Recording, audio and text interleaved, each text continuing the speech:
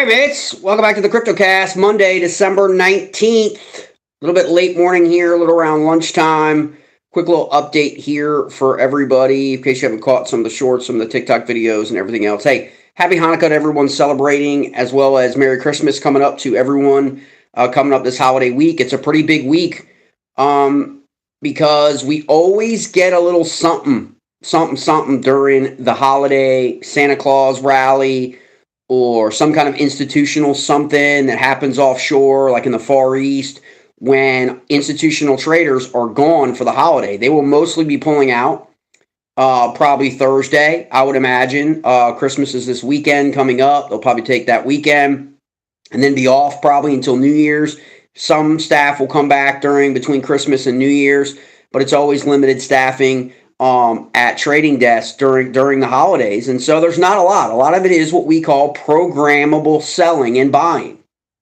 And so the question is right now for a lot of people is 20,000 Bitcoin programmed for the next 2 weeks? Like, is that where we're going to be right after the New Year, New Year's Eve, New Year's, everyone gets back the first week or so. Everybody may have done some selling in the stock market, selling in everything at the end of the year before tax on 12/31/2022, right?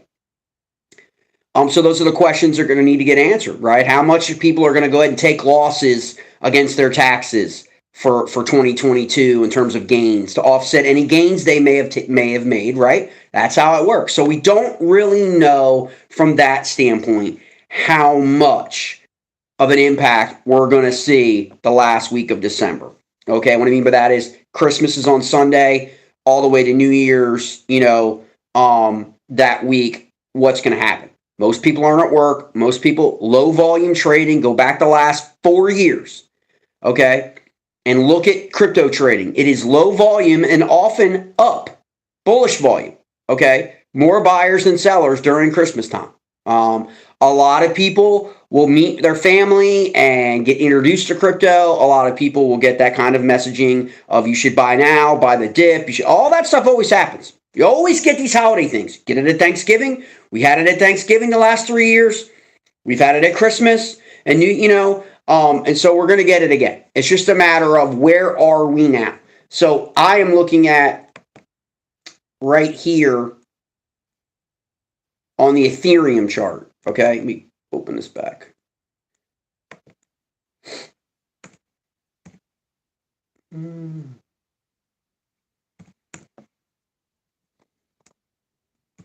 Because a lot of people had some questions on Ethereum versus Bitcoin heading into the new year and what's going to really happen. So let me get that logged in. All right, pop over here. Pop up your trading view charts, mates. It doesn't matter what exchange you're on. I'm trading on the 721 and 30. You can look at that and examine your own chart, your own exchange, what you're at. It's loading up right now.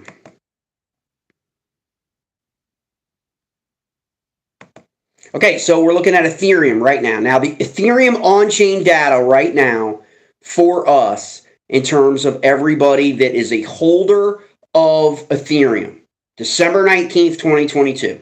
Everybody that is a holding Ethereum, okay? The blockchain data analysis for Ethereum is as follows. You have 45% of the token holders of Ethereum today are in the money. What does that mean? It means that they bought below the current price of $1,170. 50% of Ethereum holders are out of the money, okay? So what that tells you is they bought above 1170. And you got about 4% of traders are at the money, right around 1170, give or take, okay? And so that's your in and out of the money, okay, on the block for Ethereum. The block holds all of this information, mates. This is your on-chain analytics, okay, that everyone should be using. I know no one's talking about it. I know nobody says these things when they do these trading videos and trading influencers and all that. That's not what I'm about, okay? I'm about data analysis, quantitative analysis as it's reflected in the on-chain and as it's reflective in the chart. This is something, mates, that you will not find in the stock market or in the bond market or in the commodities market, okay? It's only in crypto, because only in crypto do you have an ability to validate at what price someone on the blockchain bought and sold. That is, in essence, the value of on-chain metrics, okay? I can tell you the number of addresses buying Bitcoin, Ethereum, and so forth at price points from the blockchain. It does not matter whether it's on whatever exchange or whatever. Those transactions are happening on the block, okay? And so now, the next question is always, Jay, well, where do we look at with Ethereum today in terms of holders? How long have people been holding Ethereum? Okay? Well, that's on the blockchain, right? Now, the other thing the blockchain, the IO map shows you on the blockchain, and you can look at this short video, I'll put it up in the description, that you can look at what the IO map looks like. The bubbles of accumulation, okay, will determine your resistance level and support levels. Okay, what does that mean? Well, we're trading now at $1,167. Okay, we know that 45% of the people bought Ethereum below that, and 50% bought it above that. That means 50% of the people are resistance to the current price because they're above it, okay? And it now has to go past it. Does that make sense? Okay. 67% of all people holding Ethereum today have held Ethereum for more than 1 year, okay? And of those 67%, 45 of them are in the money, okay? So that tells you that 22% of people who have held Ethereum for more than a year are out of the money, okay? They bought above the current price of $1170. Remember, Ethereum went as high as $4,000 last year, or during the last year, okay? So remember that. 28% of token holders have held Ethereum for 12 months or less, and only 5% have held it for less than a month. So only 5% of all owners of Ethereum have bought since right before Thanksgiving up until today. Okay? And so that's where we stand. Now, when you translate that over, when you take your bubbles off your IO map, okay, what are those bubbles? Those bubbles tell you the number of addresses that bought and sold at certain levels, okay, on the spectrum over the last year, going all the way back. Okay, you can go further, but over the last year. So we know now ahead of us, both Bitcoin and Ethereum have a significant liquidity barrier, which is going to act at resistance. Okay? For Bitcoin, that level is 19,200. It's not 18,000 like people are telling you. It's not. If you go on the IO map, you will look, 18,000, the 18,000 level in Bitcoin has a far, far less number of addresses accumulating at that level. So the hurdle is less. At 19,200 to 20,200, you have roughly 4 million addresses that have accumulated Bitcoin. Okay? 4 million. Okay? That's 4 million addresses. Now, say each of those addresses only purchased 1 Bitcoin. That would be 4 million Bitcoins. Well, the supply is 21, and the outstanding supply is at 19 something. Okay? So 4 million of the 19 million that are out there were bought in that range. That's a significant liquidity event to happen. And it will probably act as resistance for Bitcoin in the short term, in January. Okay? But if it broke through that level, okay, if it broke through that level, you would see Bitcoin climb to $22, $23 pretty quickly. Okay, I'm going to try and grab, if I can, we'll see if what happens. If I can grab the Ethereum, maybe not. We'll see if it loads up the IMAP stuff for you to give you that. But for Ethereum now, we are falling below our 7-day of 1179. Okay? We've fallen below that. We've broken now the trifecta. We broke our 30-day at 1213, our 21-day at 1183, and our 7-day at 1179. Okay? So we've broken through three major, okay, daily moving averages.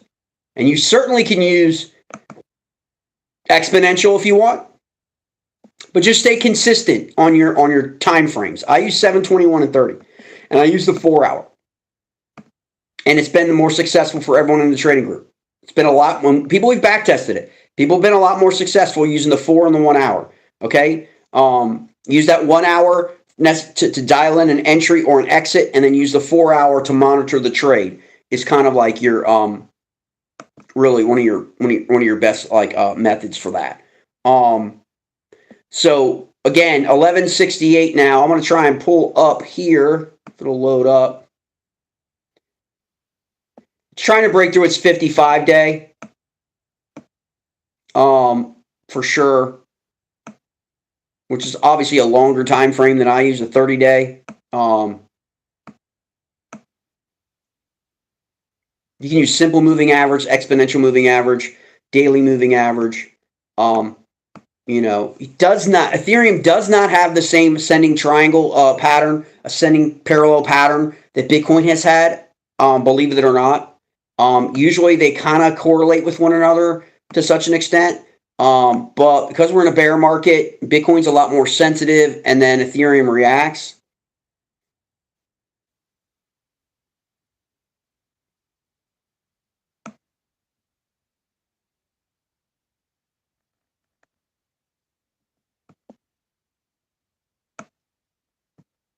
It's interesting that the longer averages are the ones that are kind of interesting to look at. Just to kind of give you a little bit of kind of like a broader thing of where we've been the last 200 days, right? We don't trade off that, though those are significant trend lines that people will use that are more technical traders. Because that rejection, you've got to look at the fact that you've got the same thing happening, in terms of higher highs and higher lows, like, before the event on December 15th that shook the market because of the Fed.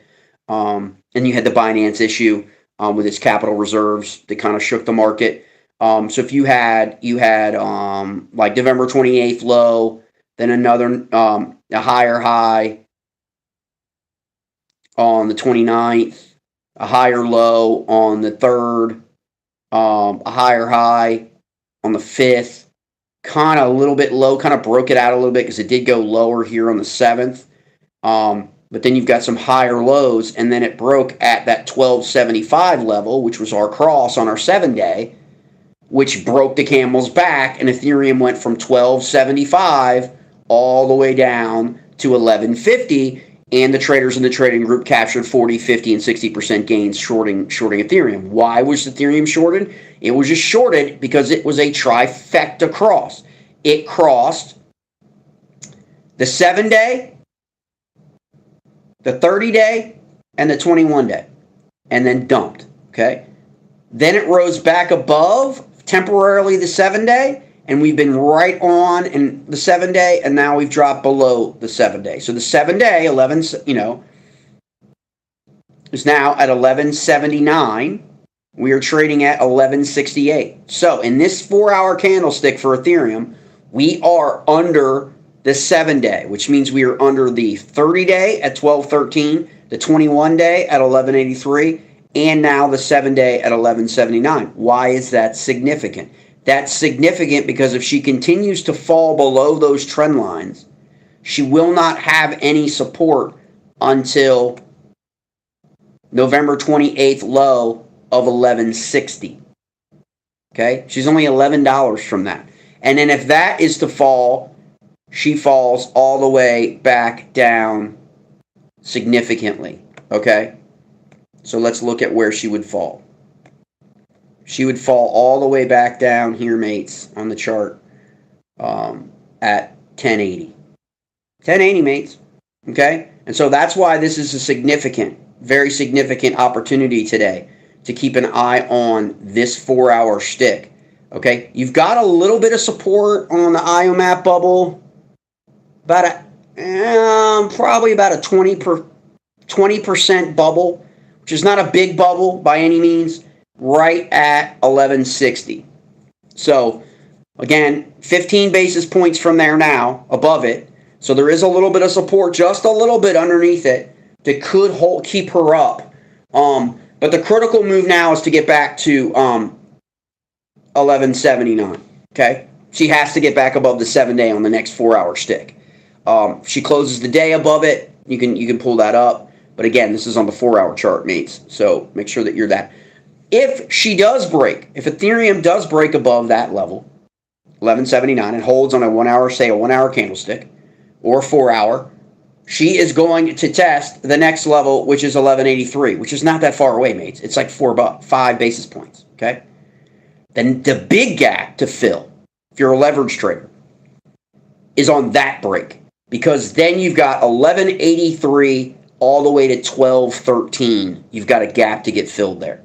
Okay, and if you look at your chart, remember, Ethereum sold down from 1278 all the way down to 1160 level. There's a huge gap there to fill, and there's no resistance there. There's no liquidity there to keep it from rising back to test its 30-day. Okay? Then when you get at the 30-day, there is a little bit of resistance. So, and realistically, okay, your first target on a break of the 7 and 21 day, okay, there's the caveat. On the break of that, your first target is 1250, okay? And then after that, it's 1350. So you mark your zone. Remember the zone. We know that we've got heavy support at 1165. So that is, okay? And then we've got resistance at 1340. Okay, now look what's happening right now, mates. On the chart, we're getting a run right here. A little bit coming up. You'll see the wick here on the 4-hour. See how that wick is getting bigger underneath. The underneath on your candle, Heikinashi, the underneath wick, the bigger that wick goes, that's telling you that there are not enough sellers, meaning there's more buyers in the market at that level than sellers, and the price is going to start to rise, which we are now seeing it rise now to 1175. So it's gone up 8 basis points since we started this stream, okay? And you can see that on your chart if you're following me along on the other channel. And so it wants to test 1180, okay? That's what it wants to test. That's the 7-day DMA. And so that's Ethereum. So you've got a target of 1250 and 1350. If we get the break of the 7 at 1180, now it's 1180, okay? And 1183. Really close together on your 4-hour, mates. We get a break of both of those, 7 and 21. We are going to test that 30-day. We're going to test 1200, okay? And so that's a really, really good trade.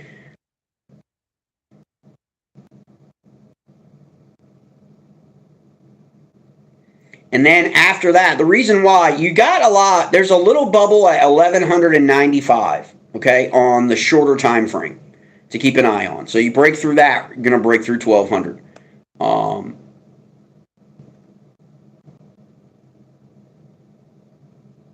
So the 3 equal highs, you had the 3 separate equal highs from the 11th of December to the 14th of December.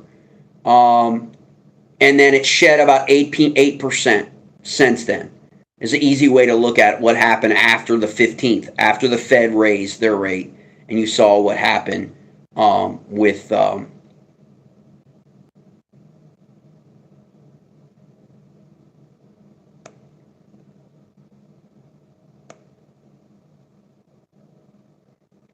for Ethereum. So that's, you know, they know that's how you want to look at it in terms of that. Now, for those tuning in for Bitcoin that didn't follow a little Bitcoin summary, Bitcoin is going to be acting a little bit different. So we'll switch over to Bitcoin now.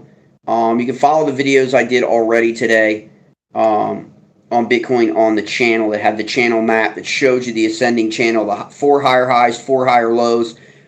If you took away the December 15th issue with the Fed, which kind of disrupted that channel, that was about ready to, Bitcoin was about ready to break back out, okay? Because it was right at that smaller resistance level of 18,200, okay? Remember, we shorted at 18,300. Remember that? And so this is the outlook right now on the 4-hour for Bitcoin. Okay, it is straddling its 7-day DMA just like Ethereum. So they're waiting to provide us with a little intentionality, okay, on what is going to happen. What movement? Now remember, holiday weekend, lower volume so far, okay? If you're on the other channel, I'm going to change these, obviously, because I reloaded the charting, so I'm going to change these. This is the easy way to do it, mates, is come right up here in the left-hand corner. Just click that middle icon, and it'll allow you to change your time frame, okay? The exchange will default usually to a 5-day, 10-day. I prefer a 7-day. So simply just hit that icon on each one of yours. And you can set it permanently as well, you know, if you're only trading on one exchange all the time. I kind of flip-flop to use some of the strategies. Because a lot of exchanges won't allow you to do all of the strategies on their particular exchanges. For example, some exchanges will not allow you to have an open long and an open short in the same asset at the same time. So when you employ that method, you want to have 2 exchanges. You can be up on one and down on the other. So that's what that is. So we're trading at 16. We are falling below our 7-day at 16,700, okay? We are down now to 1,606.03. So we're almost 100 basis points below the 7-day moving average. Okay? And we're hitting a critical level in Bitcoin. Because there is no support level until we get down to 1,600 and 400 channel. Okay? So we have supported about 250 basis points lower than where we are right now, and nothing to bump us up. Okay, so we would likely fall down to that level of 1,600 and 400 to 500 again, which is a critical support level for Bitcoin liquidity wise on your IOMAT, mates. These areas become crucial entry points. Okay, either way. So if it gets down to the high level of liquidity, it becomes support, you would buy the leverage trade up on the bounce, okay? If it breaks your liquidity level, which was supposed to be support, like the 7-day did, okay, within the last 8 hours, that's a short. That's a sell down signal. That's telling you the intentionality is they're going to go lower, okay? Both Bitcoin and Ethereum. Now, that level is a November 29th level, 16,400, offering a lot of liquidity support. So that's a good indicator that Bitcoin is going to challenge that level to fill. And then if it bounce, now if it fails to bounce off that liquidity level of support, remember, you're talking about millions of addresses purchased Bitcoin. Okay, at that level. It will then proceed to fall down to the 15,000 level. Okay? And that's what a lot of people are talking about when they're telling you about Bitcoin's going to 12,000. They're talking about it blowing through these critical support levels.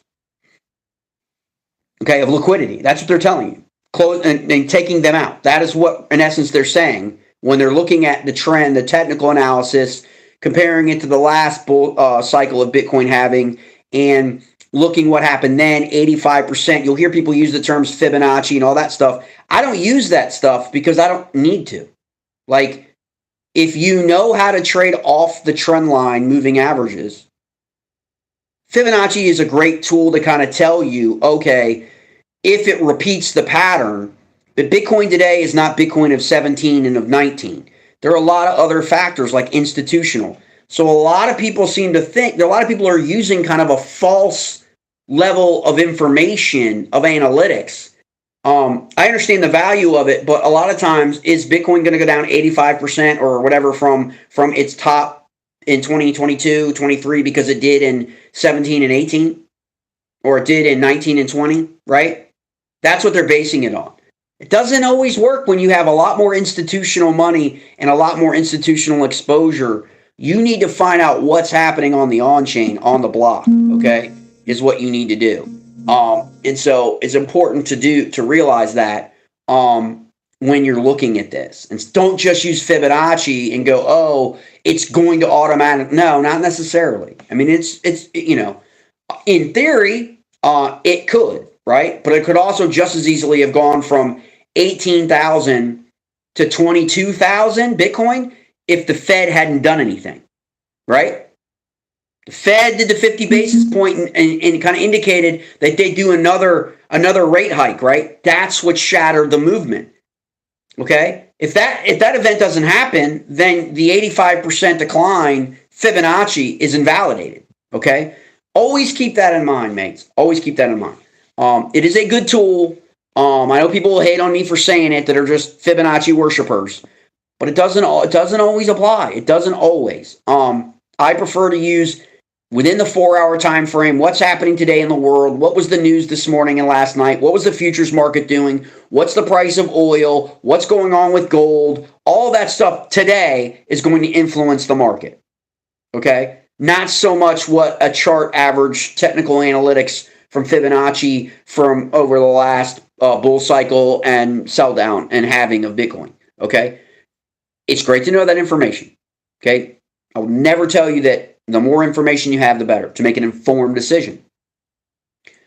But right now, we're looking to test down at 16,400 to 16,500.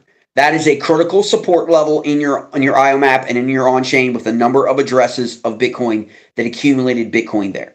Institutions are likely going to defend that level because they probably bought a lot of Bitcoin at that level, okay? And they probably just bought it back. If you look at the on-chain, you can tell the volume, you can tell the size of the purchases of the address indicate to you there were what get classified as whale-ish size addresses buying Bitcoin above 16,000, okay? So in all likelihood, that's going to get defended. Does that mean it's going to hold? It doesn't. It doesn't mean it has to hold. But in all likelihood, there's going to be a fight at that level, okay? And you can see here in the chart, we've got a little bit of a wick forming here on the 4-hour, which is good. That means there's not enough sellers, okay? There's more buyers coming back in, and you want to watch that. And so keep that in mind. Both the Ethereum and Bitcoin right now are running in tandem, okay? They're both below their 7-day moving averages, mates. And until they test back up, Bitcoin's got a little bit more of a move here because it's trading at 16,597 and it needs to get to 16,700. So it's still 100 basis points from its first move. Now, people would say, Jay, is that where I should put my entry point? You could certainly put a limit. Again, not financial advice, not your financial advisor. This is solely for educational purposes, okay? So it's like that trend line is where you could put a limit order. If you thought that it rose back to that trend line and was going to break that trend line, you would put a limit order in, okay, at 16,700, okay, in order to break that and then move and test 1674, okay, 16,740, and then 16,989. Those are your indicators, right? Remember, your top of your zone right now is 18,000, okay? Forget about the wick of that December 15th stick that was crazy. Discount the wick. Just take the solid hiking, okay? 18,070, all right? At 18,200, there is some liquidity, but it's not enough to act as resistance, in my opinion. The real resistance is 19,200, beginning in that zone to 20,000 is where there is significant resistance, which if Bitcoin breaks through that in the new year, here we go. Okay. And a lot of people are saying it's not going to happen. A lot of people are saying Bitcoin's going to tank in 2023 down to 12,000 or 10,000 or 8,000 because the Fibonacci says that's what happens every cycle. But just remember, every cycle we did not have this level of institutional exposure who cannot afford to lose money in Bitcoin on their books. Okay? Just telling you. So it could happen. They could all be right. And my analysis could be wrong. That's the beauty of crypto. Okay?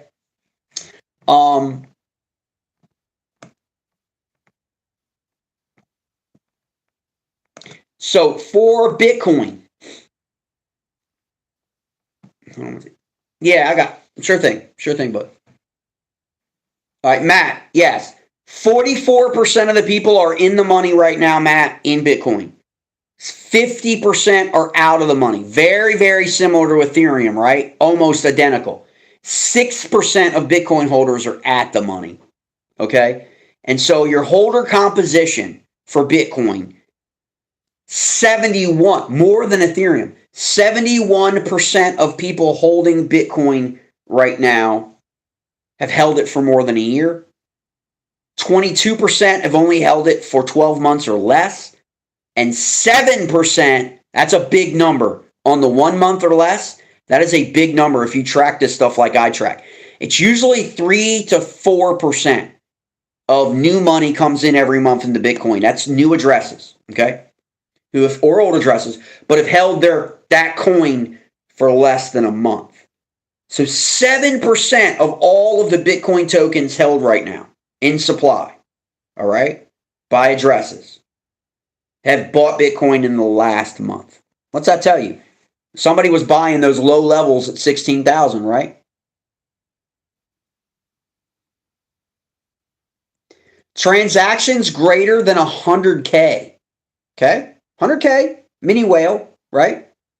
37 billion. Interesting, huh?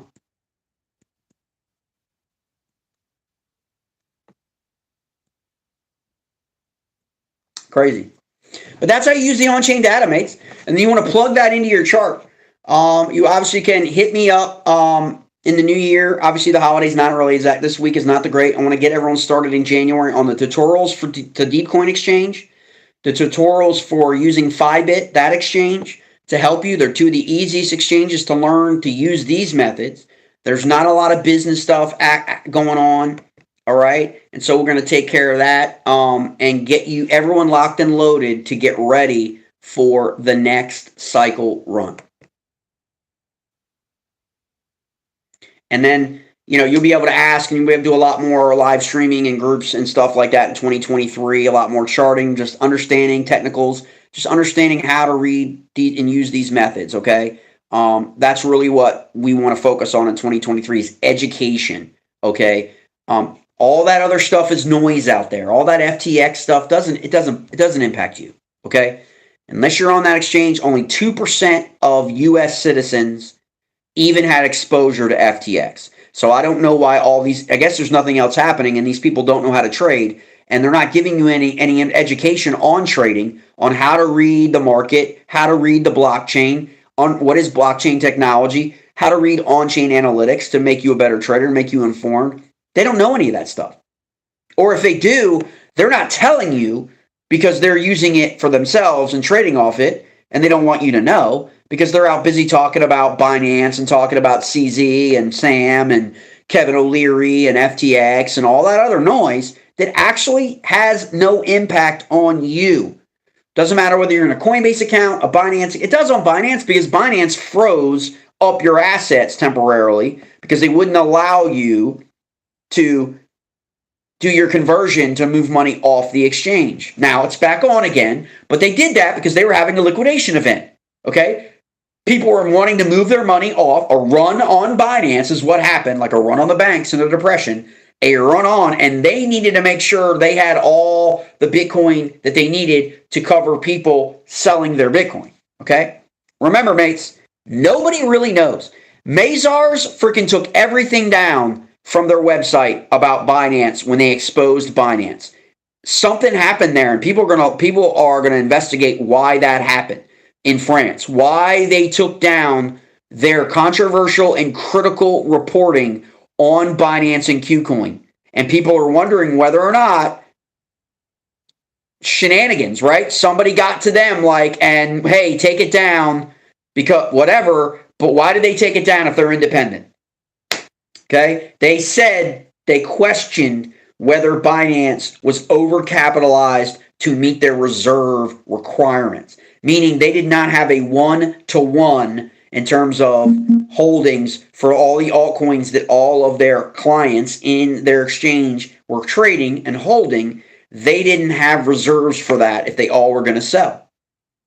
Unlike Coinbase, who is regulated by the United States government, who has a one-to-one ratio reserve, which means if you hold Bitcoin on that exchange, they hold a Bitcoin if you sell to provide you and sell. Okay? That's how it works. Okay? They're the only regulated exchange that has proven proof of reserves. Okay? By the SEC. So in that form of regulation, it works for you for confidence on why you should be on the Coinbase. Coinbase, does it allow you to trade all altcoins? No. But it gives you a level of confidence in terms of being able to get your money, moving your money to Coinbase and getting your money out of Coinbase. Okay? Now remember, their wallet does not support all of the assets anymore. Does not support like XRP or Bitcoin Cash, for example. It's made that move. Ethereum Class, it's made that move and decision not to have their wallet support those anymore. So in terms of moving money. So keep that in mind, mates. And so, again, keep your eye on your exchanges this week. Okay, I just talked about Bitcoin and Ethereum in this. I didn't get into Matic. I didn't get into XRP. I'll do some videos. You can check that out over the holidays, and you can kind of keep an eye on it. But you remember, crypto trades every day, 7 days a week, 24 hours, 7 days a week. Does not matter if we are celebrating Hanukkah, celebrating Christmas, celebrating the New Year. Crypto does not sleep and does not care. Okay? And a lot of other parts of the world are going to continue to trade and do things while we're celebrating with our family and friends and all this stuff. So just make sure that you've got stop losses on your trades and stop gaps on anything that you hold in crypto, because you never know if there's an institutional liquidation event during the holidays when there's low volume. And they happen frequently because it's called program selling, okay? Or program buying, but a lot of times it's program selling. So hope everybody has a great day. Please feel free. Hit me up in the comments. Hit me up on TikTok, CryptoCast Leverage Trading. Hit me up on Facebook, CryptoCast Leverage Trading Group on Facebook. There's a group too that you can get into if you have any questions. And obviously you can also hit the Discord link on the top right-hand corner of the YouTube channel banner, and you can pop into a Discord. We're going to reload for 2023, change up a lot of things. Obviously, you can always hit me up there. Hit me up Facebook Messenger via the CryptoCast Facebook or TikTok Messenger, whatever you want. If you have any questions at all about how to do this, right? How to simple methods that beginners can use not to get overwhelmed by crypto, using lower leverage. Again, leverage trading is risky. All trading is risky. All of it. Okay? Crypto's riskier for sure. But there are ways that you can mitigate that risk and use lower leverage and be able to get exposure in crypto. That's really going to reward you long term, as well as daily trades like the group does. It is a trading group, so keep that in mind. It is not a content group. It is not a macro media, legacy media, content, BitBoy crypto group who's telling you all about everything that's going on a generic macro level of crypto. No, it's picking 6 solid projects and learning their behavior and trading their behavior. However much you want to trade. There are people in the group that trade every single day using these methods. Every day. And I get recapped every night of people telling me how they did. Okay? Very simple methods to employ, mates. I can teach you how to do this. It's not It's not complicated at all. You can paper trade. You can do things on a notebook or on your phone of just, what if I did it today? And then take a look at it the next day and see how you would have done. Okay? And keep doing that during the bear market and get more comfortable. So when we get to the next Bitcoin halving event, we know we're going to get a bull market. Okay? We know we're going to get a pump like we have before. And all the Fibonacci people will be happy. Okay? But that's what you want to do. Okay? And so you want to make sure that you're ready for that.